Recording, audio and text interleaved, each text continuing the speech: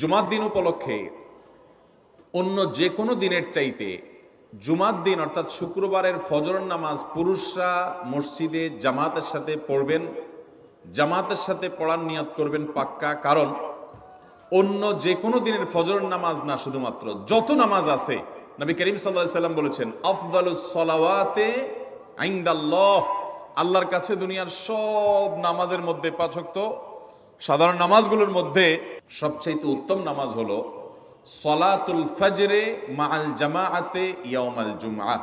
জুমার দিন ফজরের নামাজ জামাতের সাথে আদায় করা হলো যত নামাজ আছে এর মধ্যে সবচেয়ে শ্রেষ্ঠ নামাজ।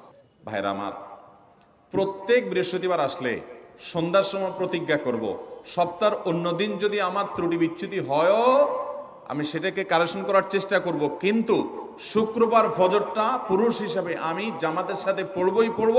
তার জন্য রাতে আগে আগে শোবো, ডাবল ট্রিপল অ্যালার্ম দিয়ে শোবো, অন্য নামাজি বন্ধুকে বলবো ফোন দিয়ে ডেকে দিবি, একে অন্যের সহযোগিতা করব, কিন্তু ফজরের নামাজ জুমার দিন ছাড়বো না ইনশাআল্লাহ। 3 নম্বর আমল হলো সূরা কাহাফ পড়ব। যারা কোরআন পড়তে পারেন না তারা শুনবেন, আর যারা পড়তে পারেন তারা নিজে পড়বেন। সূরা কাহাফ যদি জুমার দিন কেউ পড়ে, নবী করিম সাল্লাল্লাহু